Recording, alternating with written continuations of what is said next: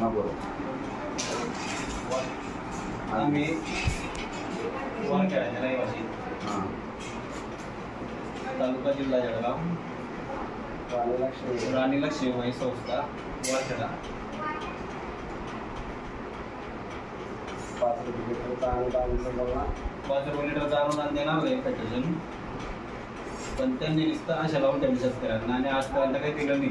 Bonus दिलं नाही यावर्षी, बोनस पण दिलं नाही त्यांनी. नुसते चाटा बाजू सरकार आहे, नुसते चाटा मारताय सगळे. आणि दूध फेडरेशनचे जे आहेत चेअरमन ते काय म्हणतात? आश्वासन देऊन त्यांनी यावर्षी दिलं नाही, ते काय म्हणतील ते? आणि तो पैसा कुठे गेला? मग गेला त्यांनी जो पैसा खर्च केला ना त्याच्यावर त्यांचे पैसे वसूल करतात. त्याच्यामुळे शेतकऱ्यांचं जे बोनस होतं ते दिलं नाही त्यांनी. कोणते पैसे खर्च केला त्यांनी? इलेक्शनसाठी जे पैसे खर्च केले होते ते पैसे शेतकऱ्यांचे दाबून धरले त्यांनी. तेवढे त्यांना खायसाठी रक्कम पाहिजे होती तेवढी, त्याच्यासाठी गाईचं दूध 20-22 8 रुपये लिटर दूध आहे. गाईचं दूध काय परवडते? पाण्याची बॉटल 20 रुपयाला भेटते. बरोबर. आणि 20-22 रुपये दर आहे का दुधाचा? खरं.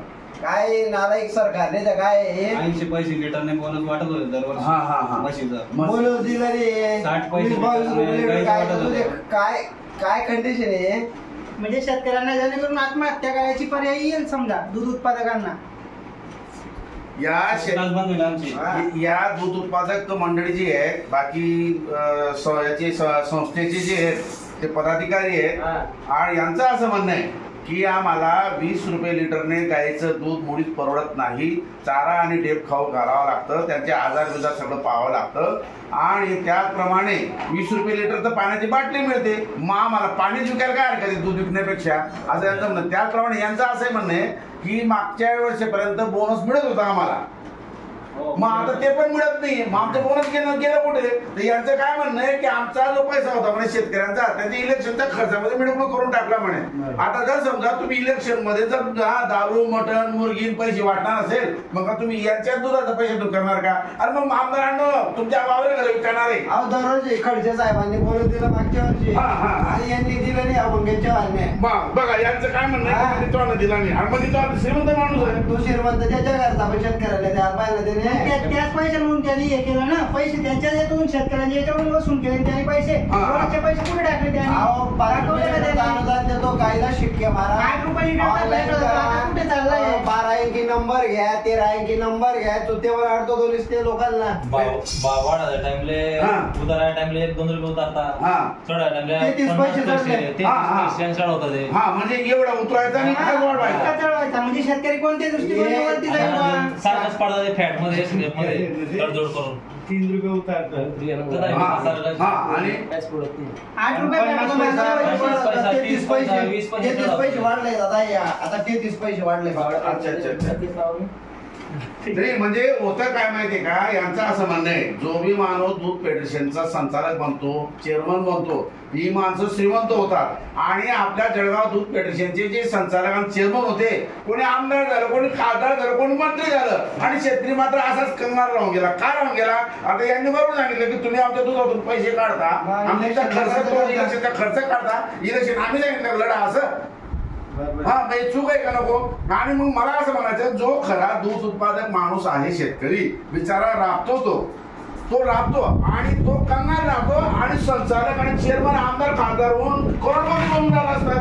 आता हे म्हणतात की बाबा त्या आधी खडसे महाराज होते त्यावेळेस एवढे भाव मिळाले नव्हते, यावर्षी एवढे परवडत 7 रुपये 70 पैसे फॅट आहे, आणि मागच्या वर्षी 8.5 रुपये होते. बघा आता लोकांना काय वाटलं, वाघ खडसे त्यावेळी मंगेश चव्हाण आले भाजपचे. भाजप म्हणजे कोण? हे वंदे मातरम वाले, जय श्रीराम वाले. आणि या लोकांनी शेतकऱ्यांना जर समजा दुधाचे भाव कमी केले, बोनस दिलं नाही. गाईचं दूध 59 रुपये लिटर थैली मिळते जळगाव मध्ये, आणि 22 रुपये लिटर इथून खरेदी.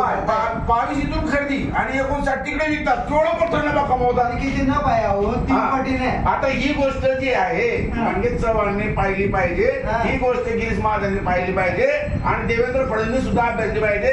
आणि मोदी महाराज तुम्ही मोठ्या मोठ्या गोष्टी नका करू. या माणसाला नको, पाकिस्तान नको, या माणसाला अफगाणिस्तान नको, आमच्या दुधाचा पैसा पाहिजे बुवा, त्या किमतीने आम्हाला आमचा पैसा मिळाला पाहिजे. आणि तुम्ही लोकांनी जर समजा तुम्ही खरंच सेवा करता संचालक पदावर चेअरमन पदावर, तुम्ही स्वतःच्या खिशातल्या पैशाने नाश्ता केला पाहिजे, स्वतःच्या खिशातल्या पैशाने चहा प्यायला पाहिजे. बरोबर आहे ना? तुम्ही सेवा करायला निघालेत ना, सेवा म्हणजे काय? स्वतःहून येणे, स्वतः खर्च करणे आणि निर्णय घेणे, शेतकऱ्यांचा लाभ करून देणे आणि घरी जाणे.